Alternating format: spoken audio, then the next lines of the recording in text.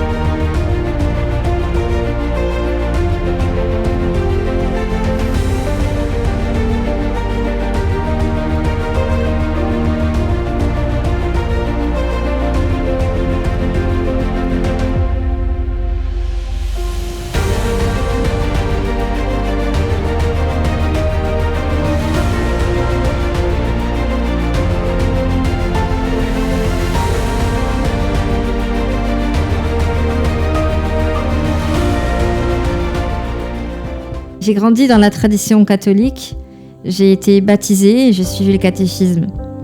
Lorsque j'ai fait mes 2 communions, j'ai reçu un livre sur la vie de Jésus et une Bible. Et je dois être honnête, je n'ai lu aucun des 2. Mes parents n'étaient pas pratiquants, alors j'allais à la messe seulement de temps en temps. Je pensais que je plaisais vraiment à Dieu et que j'irais au ciel quand je mourrais. Mon enfance et mon adolescence n'ont pas été très heureuses. Mon frère avait de sérieux troubles du comportement et la maison n'a jamais été un lieu paisible pour moi. J'ai connu la déchirure familiale, la violence, la grossièreté, les cris, les pleurs, les hôpitaux psychiatriques. J'ai développé des troubles du comportement compulsif à l'adolescence. Je voulais que tout s'arrête. Je voulais mourir pour être toujours auprès de Dieu. Et très tôt dans mon enfance, je me suis sentie fort préoccupée par la vie après la mort. Je n'ai jamais cru que tout s'arrête après la vie. Il n'y avait aucun sens pour moi dans cette pensée. Et j'étais vraiment avide de savoir à quoi ressemblait cette vie dans l'au-delà. J'ai porté un intérêt majeur à toutes sortes d'expériences paranormales, au monde de l'ésotérisme. Adolescente, je faisais même la lecture des tarots. Je voyais un culte aux anges. J'étais vraiment fascinée par les médiums et les voyants et je lisais abondamment toutes sortes de littérature dans ce sens. Et puis je suis partie vivre une dizaine d'années à Paris pour mes études et c'est à la suite d'une dépression qu'on m'a proposé de faire du yoga. Je suis partie pratiquer et méditer en Inde. Je me croyais vraiment très spirituelle. Et le Seigneur est devenu très éloigné. C'est comme si on avait effacé de ma mémoire que Jésus était Dieu. Je ne savais plus que Jésus était Dieu. Alors je l'ai cherché à travers le New Age. C'est un mouvement récent en Europe qui tourne autour de plusieurs croyances comme la réincarnation, le karma, le yoga, la méditation, le pouvoir des pierres, la loi de l'attraction, la vénération de la nature, tout ce genre de choses. Et Dieu, que l'on nomme univers ou conscience suprême, c'est une énergie impersonnelle qui nous aime et qui bien sûr nous laisse royalement en paix. Pourquoi ? Parce que cette énergie n'a aucune volonté que l'on puisse connaître. Le New Age est centré sur les expériences mystiques qui vous font croire notamment que par la méditation transcendantale, vous pouvez accéder à Dieu. Mais il y a bien pire, on vous fait croire que vous n'êtes pas séparé de Dieu, mais que vous êtes votre propre Dieu. Et tout cela nous vient de l'Orient, et plus particulièrement de la religion mystique hindouiste. Et j'ose l'affirmer, c'est un mouvement sectaire pernicieux parce qu'il est devenu très banalisé dans notre société occidentale. Elle répand ses croyances à tous les coins de rue. Je rendais gratitude à l'univers. J'avais de folles expériences par la méditation. Et j'ignorais à quel point j'ouvrais les portes aux ténèbres. Je m'étais initiée au Reiki et au massage énergétique. Je passais des heures à écouter des pseudo-sages qui nous affirment que nous parviendrons à la connaissance, à l'éveil de soi. Alors que ces gens-là se vantent de tuer leur ego, ils sont auto-centrés sur eux-mêmes. Eux et encore eux à chercher à recevoir l'illumination de qui ? De leur divinité. Et toutes ces années, je rejetais même la résurrection, je ne croyais pas à l'enfer. Je tournais en ridicule mon père qui n'adhérait pas à la théorie de l'évolution. La vérité, c'est que le monde et ses enseignements et la sagesse humaine ont complètement étouffé les choses de Dieu. J'ignorais tout de Jésus. La seule chose que j'avais gardée dans mon cœur, c'était qu'il ne nous abandonne jamais dans nos détresses.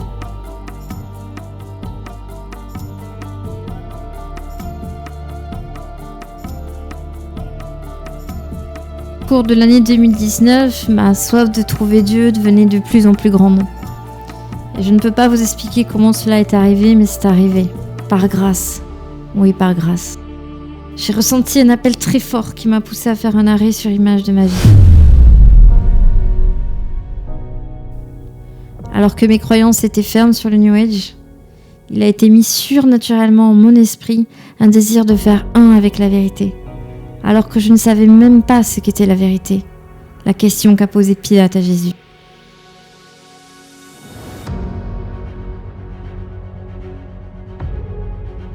J'ignore pourquoi, mais je me suis retrouvée devant la croix de Christ à lui demander de me montrer toute chose fausse en ce monde, de me montrer la vérité. Et vous savez quoi ? Le Seigneur Jésus l'a fait. Je ne savais pas encore que c'était lui, mais il m'a pleinement exaucé. Chaque jour, des pans entiers de croyances étaient détruits, et cela dans divers domaines. J'avais littéralement la sensation qu'on me déchirait un voile de devant les yeux. Ça a été un processus très douloureux, parce que très intense et rapide. Parce que j'ai vu le monde à travers les yeux de Dieu. Et j'avais cette horrible sensation d'avoir dormi toute ma vie, et qu'on m'avait réveillée d'une profonde léthargie. Je ne voyais pas d'espoir dans toutes ces ténèbres. Et c'est là qu'une petite voix n'a cessé de remplir mon esprit. La voix du bon berger. Elle me disait « Reviens, véritable Dieu. Reviens à moi. Il est temps de lire la Bible. » J'ai donc retrouvé celle de mes parents et je l'ai simplement posée sur mon bureau. C'est vrai, je ne voulais pas m'avouer que je m'étais trompée spirituellement toutes ces années. J'avais beaucoup d'orgueil spirituel.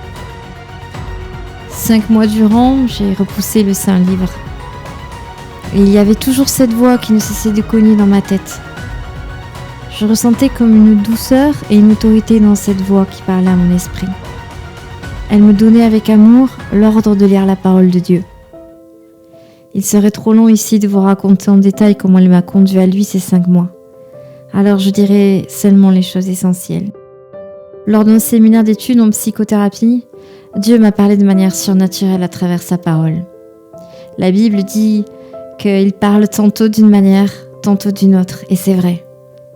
Ce séminaire avait lieu dans une salle de la congrégation de Notre-Dame de la Compassion à Toulouse. Il y avait là une grande statue de Christ à l'extérieur qui dérangeait beaucoup les participants. Mais chaque fois que j'y passais devant, je méditais sur le fait que Jésus nous montre son cœur. Et un soir, alors que je marchais avec 2 amis de la formation, j'ai soudain vu écrit en énorme sur un mur « Car Dieu a tant aimé le monde, qu'il a donné son Fils unique, afin que quiconque croit en lui ne périsse point, mais ait la vie éternelle. » Jean 3,16.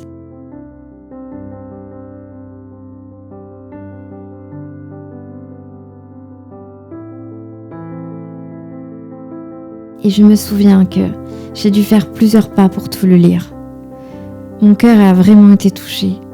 Je ne saisissais pas encore le sens d'une telle parole. J'ignorais même ce qu'était un verset. J'ai plus tard cherché partout à trouver l'endroit où je l'avais vu, et cela n'a abouti à rien. Chose invraisemblable, mes amis n'ont pas du tout remarqué ce verset, alors qu'ils auraient dû, parce que c'était vraiment immanquable de par son écriture immense. Et au retour de Toulouse, j'ai lu le livre d'enfant sur la vie de Jésus que j'avais eu à ma communion. Et voilà ce que je m'étais dit. Je vais repartir de zéro, avec l'innocence d'un enfant pour savoir qui est Jésus. Et c'est là que j'ai pleuré toutes les larmes de mon corps, en découvrant sa vie, et qu'il était mort d'avoir porté mes péchés. J'ai voulu vivre ma foi en retournant dans la religion catholique, et j'avais entrepris les démarches pour faire ma confirmation, me confesser. Je m'étais même mise à prier Marie et les saints, mais le Seigneur m'a totalement délivrée de tout ça. L'Esprit du Seigneur était sur moi quand je l'ai prié à propos de Marie, et que sa voix m'a intimé de retirer ma médaille de baptême à son effigie, parce que je l'avais remise fièrement. Il a aussi mis du collier divin sur mes yeux pour voir et comprendre toutes les hérésies du catholicisme, et tout cela avant même d'être immergé dans les Saintes Écritures. Gloire à Dieu. Été 2019, je suis littéralement happée vers la Bible. De l'Ancien Testament au Nouveau, je l'ai dévoré. J'avais la réponse à toutes mes questions existentielles.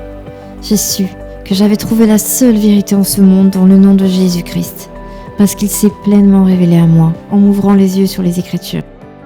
Alors je ne vais pas essayer de vous prouver que Dieu existe, parce que la foi est un don, elle ne vient pas de vous, elle est donnée surnaturellement, elle ne vous appartient pas.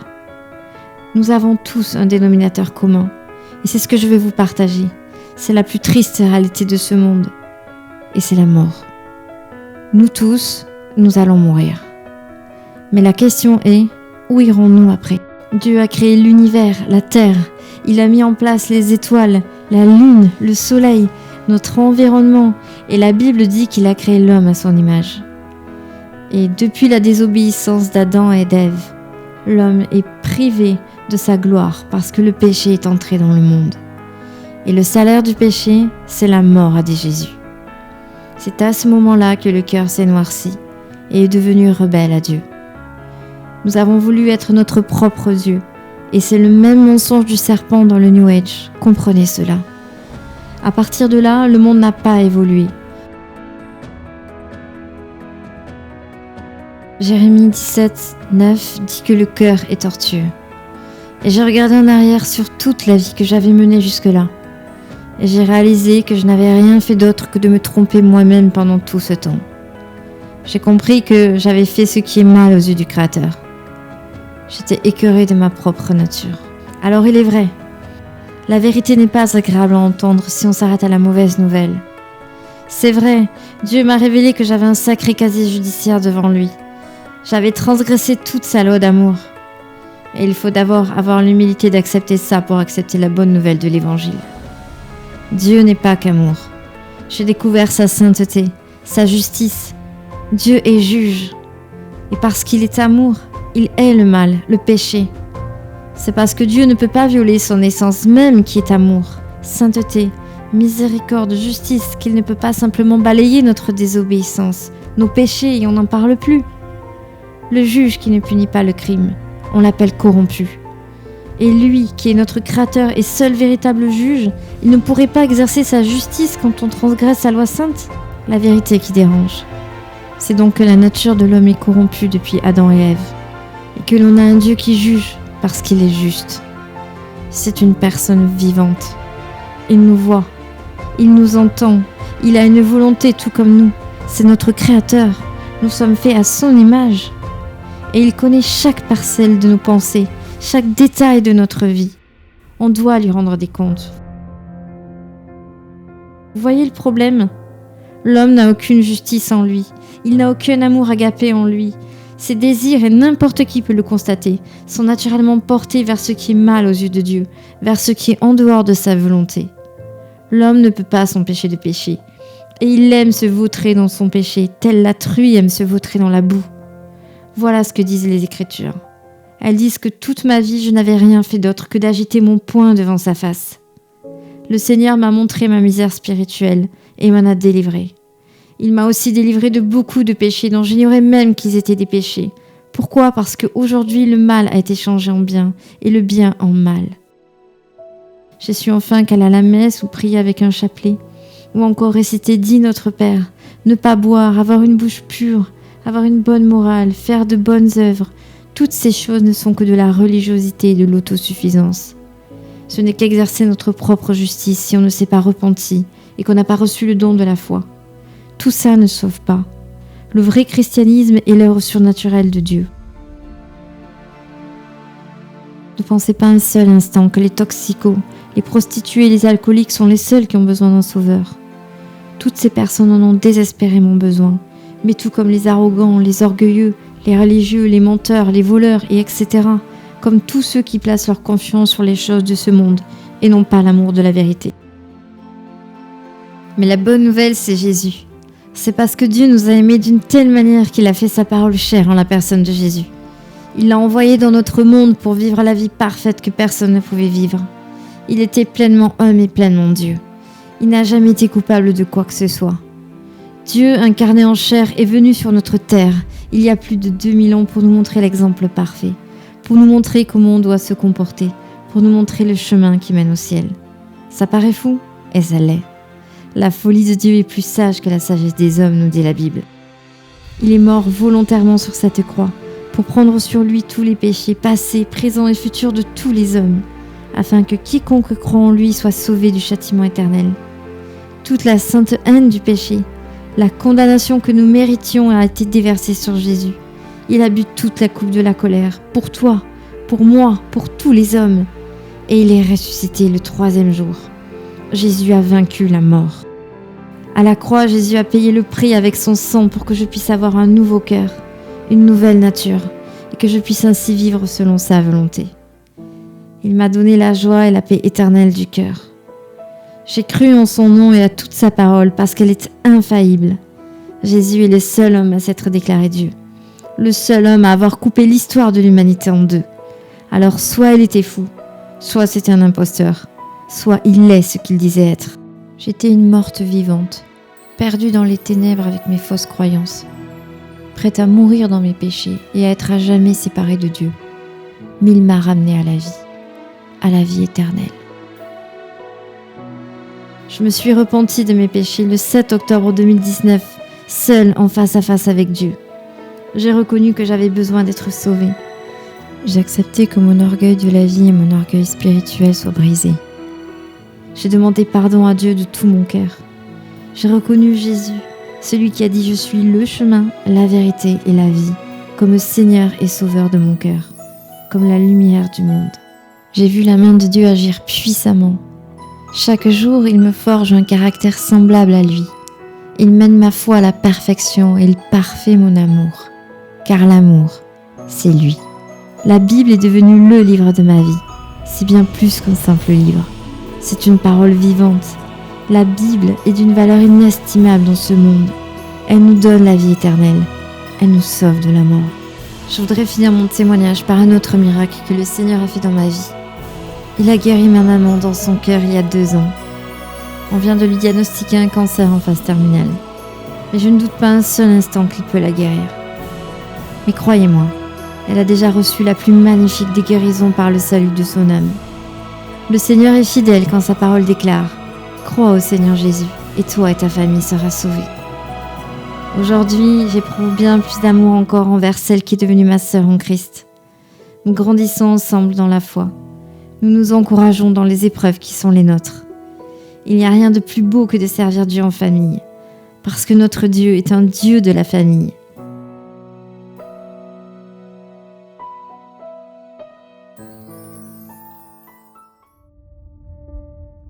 J'ai voulu te raconter comment ma vie témoigne de Christ, parce que le nom de Jésus est sali sur la terre. Qu'ai-je perdu dans ce monde ? Je ne crois pas que tu aies du mal à t'apercevoir qu'il part à la dérive. On entend parler de guerre et de bruit de guerre, de plus en plus de catastrophes naturelles qui dévastent tout, des pays qui s'effondrent comme le Liban, la reprise des talibans en Afghanistan, des famines à travers le monde, et un petit virus qui fait rage.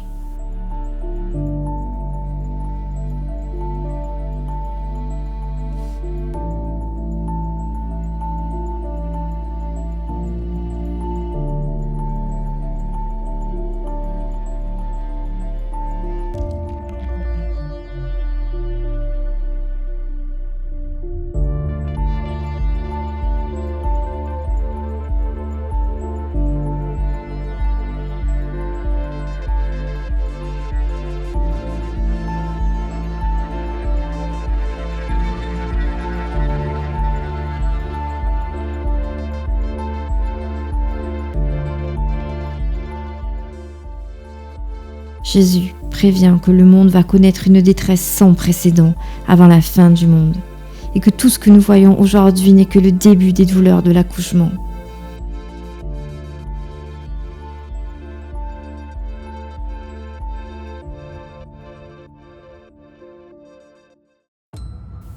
Le Seigneur, qui a annoncé son retour, a aussi annoncé que son règne viendra avec la création d'une nouvelle terre et de nouveaux cieux, auxquels seuls ceux qui auront cru y vivront. La grande majorité a abandonné Dieu, mais serait quand même prêt à lui en vouloir de laisser la souffrance. Ils s'éloignent toujours plus de la vérité, du seul vaccin qui sauve, en voulant une vie sans foi ni loi. Sans le Seigneur, nous ne sommes que des animaux. Nous n'obéissons qu'à notre chair. On ne vit que par instinct animal, que par ce qu'on convoite. L'argent, le pouvoir, la liberté sexuelle, une carrière, un homme, une femme, le savoir et même la connaissance spirituelle. Toi qui doutes, toi qui te moques, toi qui es incrédule, je t'invite à prendre un moment et à demander à Jésus qui il est. Demande-lui de te révéler que le seul vrai Dieu est celui de la Bible. Parle-lui directement comme si tu parlais à ton meilleur ami, mais fais-le avec tout ton cœur. Sois persévérant, creuse profondément, et il se laissera trouver de toi, car c'est sa promesse. Qu'as-tu à perdre? Ça se passera juste entre toi et le ciel. Tout homme doit choisir son éternité. Tu es libre de choisir le chemin large et spacieux qui mène à la mort, ou le chemin étroit et resserré qui conduit à la vie éternelle. Si aujourd'hui tu entends la voix de Dieu, n'endurcis pas ton cœur, mais réveille-toi, toi qui dors. Relève-toi d'entre les morts et Christ t'éclairera. Qui est Jésus? Que feras-tu de lui qu'on appelle le Christ?